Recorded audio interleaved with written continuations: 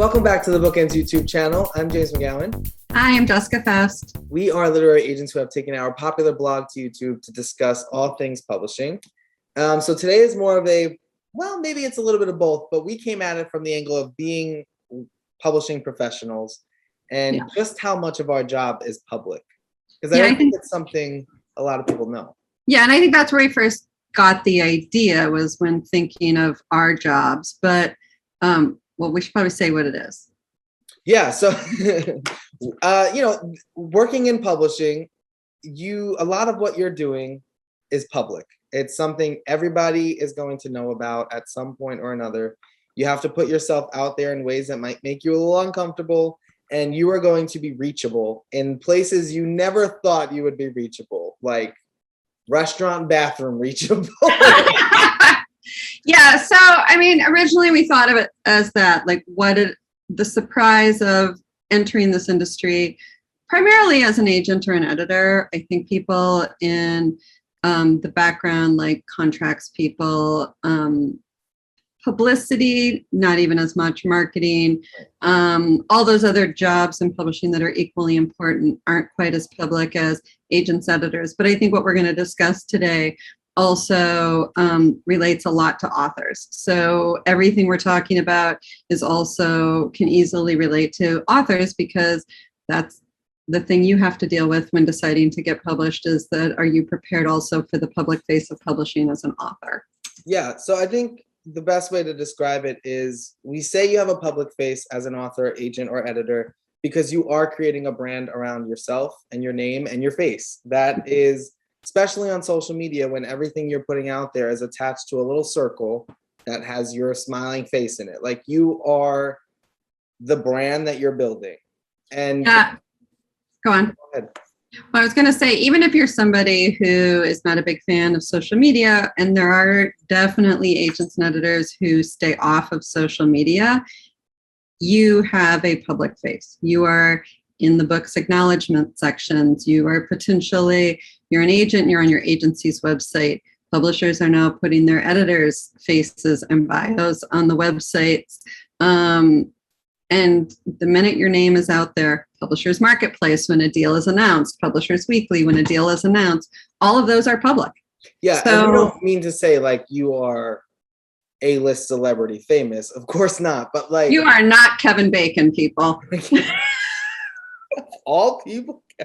6 Degrees of Kevin Bacon. Plus, I just watched the Ben & Jerry's Ice Cream Challenge last night, and it was Kevin Bacon.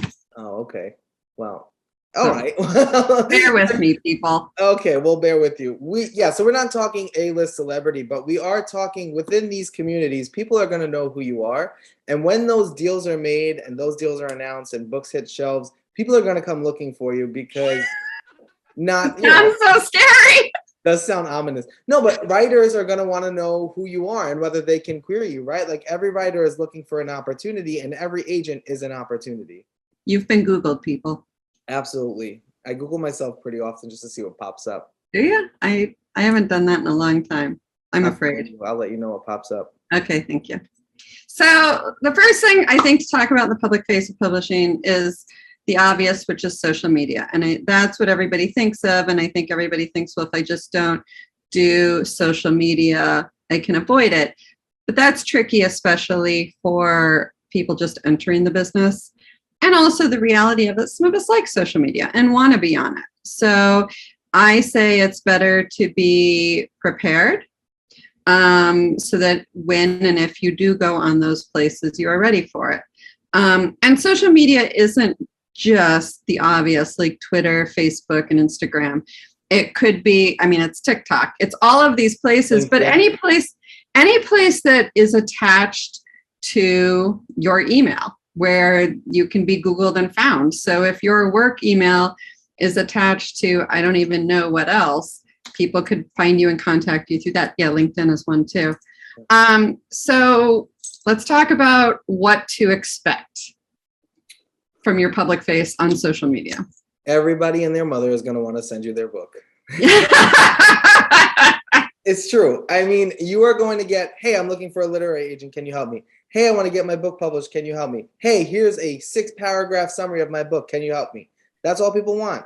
How about a tweet? I wrote a book, and then you get tagged along with 15 other agents. Yeah. Or is this something that you would like? Like that is what people, that's some, there are some people that are not interested in the small talk. They just want to send you their book. And that's all they want to do. And that's the only way they will reach out to you. And they are often. Yeah. And we're not just talking sort of a tweet or a retweet. You're also going to get DMs on all of these, on anything you're on from people. I get about 10 to 15 DMs a week. Yeah. Yeah. So people will DM you. At first, it's definitely overwhelming, and it can be a little frightening too. It's very weird to have strangers get in touch with you on a very familiar basis. And I'm not going to lie, there are some creepers out there, so be prepared to block, because I've had my share of creepers, not just on social media, but in the comments on the website, on YouTube, in email. I mean, we have one person right now that is constantly querying both Jessica and me, so both Jessicas, constantly querying, then emailing, then querying again, then asking for a job because we passed on the books. It's been a lot. And none of it actually has, in my memory, has been through social media. I think it's all been in the direct way we can be contacted. Email and phone calls. Yep. Oh, yes, there have been phone calls. I forgot about the phone calls. And we don't even, our number is tough to find. It is, yeah. And I do believe Jessica Alvarez got a cell phone call. Yes. Which is even tougher to find. There's been some real stalking going on. Yeah, it's that is going to happen, whether you like it or you don't, whether you are the most private of people or not, it's going to happen. Yeah, I mean, in some ways, you're entering a public business or a somewhat public business, or the expectation that you're public. So, you can make the choice to not be on social media. And there are a lot of industry professionals and authors who have chosen that route. Personally, I think it's fine. I think you're going to talk to people who will tell you you have to be on social media, especially if you're an author. You'll even tell people that if you're going to be an agent, you have to be on social media. I disagree. I think that if you're a brand new agent and a brand new agency, it might be very difficult to connect with people without social media these days. But if you are with an established agency and you are on their website and maybe they have agency social media, you don't need it yourself if you don't want it. Yeah, I mean, there are ways to get your name out there, but not as quickly and effectively as social media. Even with writers' conferences not being as frequent and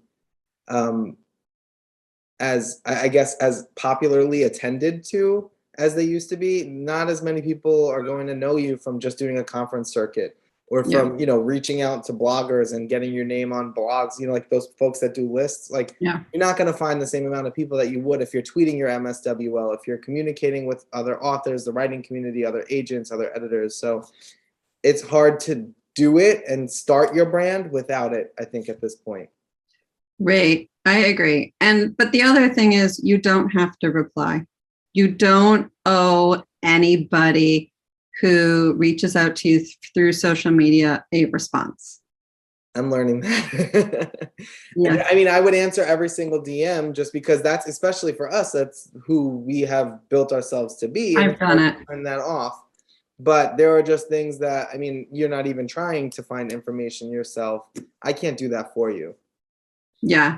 And and that is one of the biggest things I think to learn. And I have to learn it too, because I do get stuck into that pattern myself where I feel like I have to respond to these because they reached out, but I don't. And you can close your DMs and do things like that. Like you don't have to be that available if you choose to be on social media.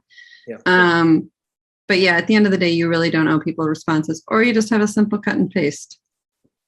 That's a pat response that everybody gets, no matter their question. Good idea. And that says, this is a form. I don't respond to DMs. Please feel free to query. Yeah. And I mean, that's that's like what all agents and editors are going to experience on social media. But I mean, the same is also true for authors as well. Like there are always going to be people, especially once you are published, that are reaching out to you. Can you help me get published? Can you do this? Can you blurb my book? Can you, and you know, that's just the communities that revolve around publishing. Like people are very open and are always sharing information or reaching out and things like that.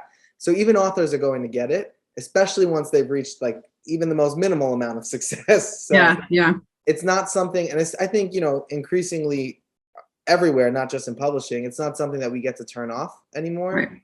Right. It's just a part of a digital world. Right. No, absolutely. And, you know, we sort of touched on this a little, but even if you're not on social, you know, your name is going to be on, let's use agents, you know, your agency website. And even if you don't include your email address, I mean, you have to have a way for people to contact you. I mean, we can try to avoid it all we want, but if we want authors and submissions, we have to have a way for people to contact us. If we want, you know, a film person who we've never met before to reach out to us about our author, we have to have a way for people to contact us. And there are even times when an editor that haven't worked with before wants to introduce themselves, they're going to find us through the website. So it's sort of inevitable that you're going to get people who will email you. Yeah, the bad comes with the good, right? Like, yeah, but I mean, in our experience, it's not that often. No. And I very rarely get like questions and stuff to my email. No, very rarely. I also think email like has that more, I guess, like that more professional edge to it. So people really won't usually cross that line. Yeah. It's more on social media that you get like the constant questions and things like that. Yeah, I agree. I think that it doesn't happen as much via email, and people will Google, but social media is where it's easy. They haven't Googled you, so they don't know. Yeah.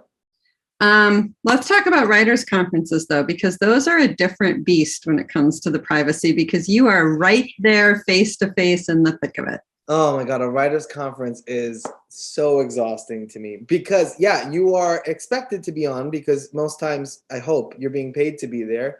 But also, you are eat, sleep, breathing in this contained space with people who want nothing but information and opportunity from you. So and just your attention, yeah. Yeah, so it's constant. And it is sometimes borderline too much. Oh, absolutely. I mean, you know, the truth is that there is an introverted side to most people in publishing. I mean, when you think about it, our first love, based on what we do, sitting alone and reading. Like, you know, so being in public and having people come at you all the time.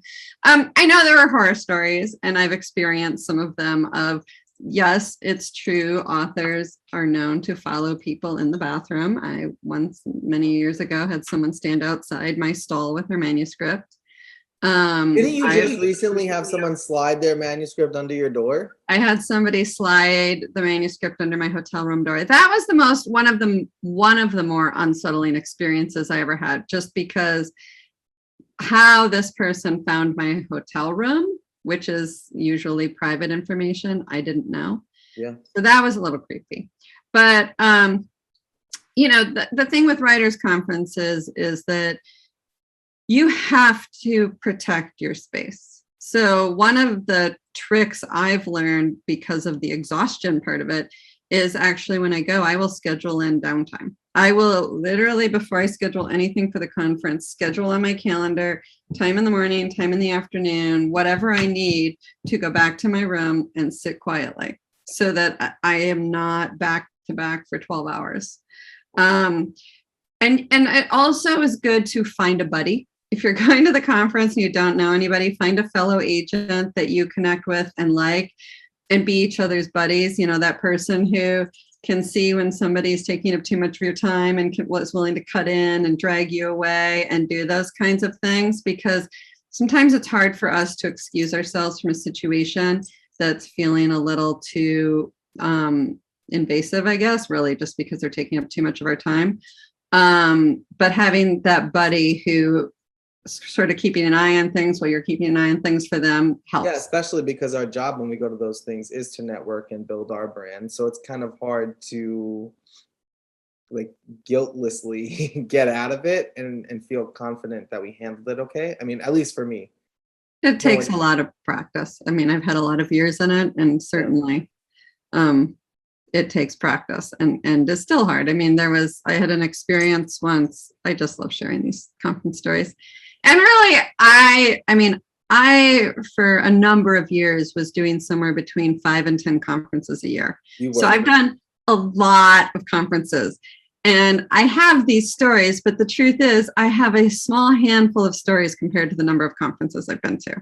Yeah. And actually the video I did about what not to do at a conference. I remember that one.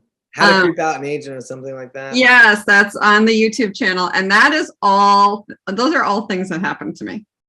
That was a fun video to make. But anyway, I had this experience many, many years ago where it was the end of the conference banquet. So it was the last event of the whole conference.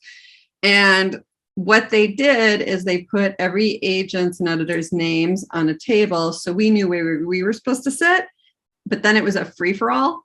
So when the doors opened up, people were literally running to get to the table to sit who they wanted to sit with. Well, I stayed back, ordered myself another drink at the bar, and figured, well, I know where my table is. I will be the last one in.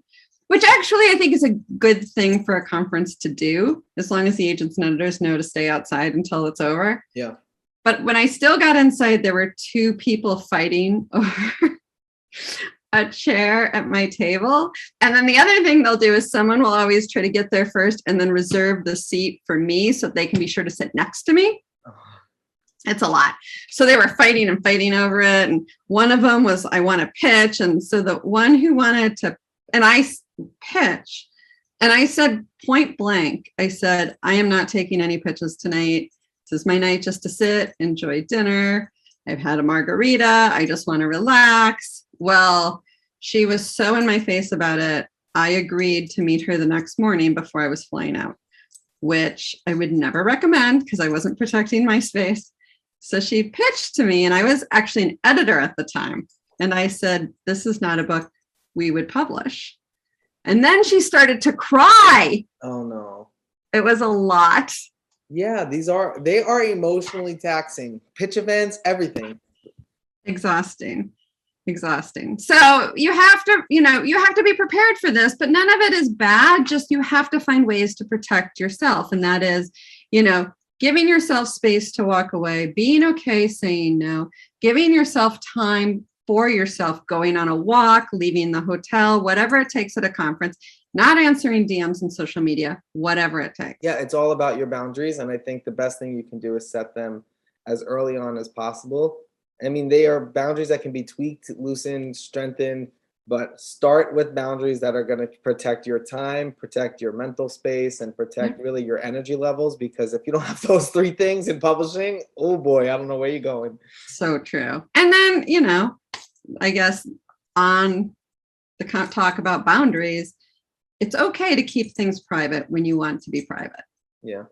So yeah, absolutely. I think everybody at BookEnds has at least one, if not more, social media account that is not a public account.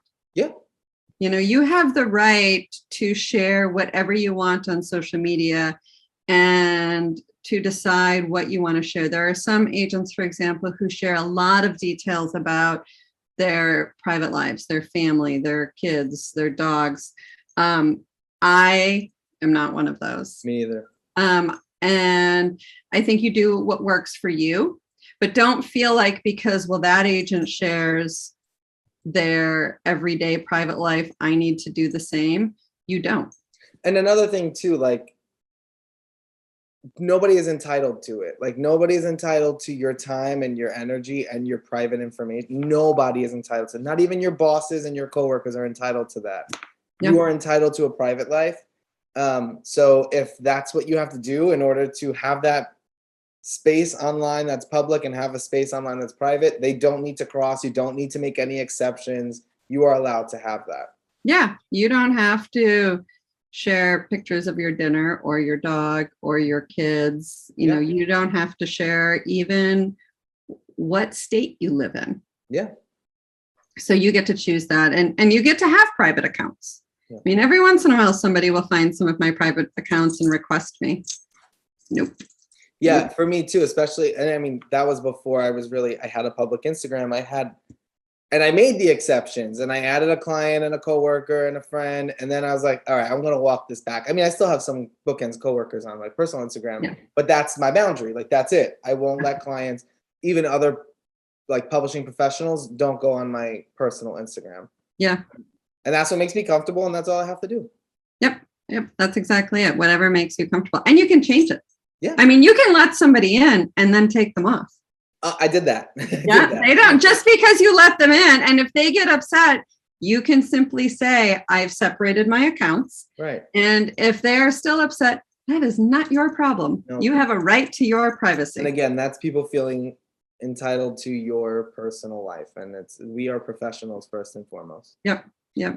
And I would say to anybody even considering, or I guess right now looking for a job in publishing, it's a good thing to start thinking about, because once you get a job in publishing and decide, oh, I'm an agent now, I want to get on Twitter, you need to just sort of have some idea of what that's going to look like for you. Yeah. And I also want to say nothing is off limits. So if you make this stuff public, people will find it, people will share it, people will mention it, speak about it. Nothing is off limits. So consider what you really want to share.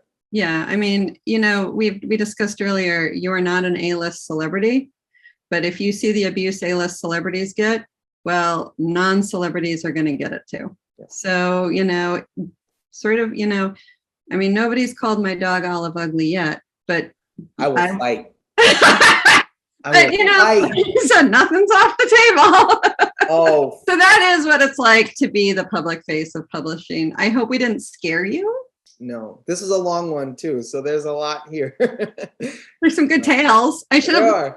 But I guess let's end on a positive note that because of our public face on publishing, we've been able to, we hope, do a lot of good, like this YouTube channel. Yes.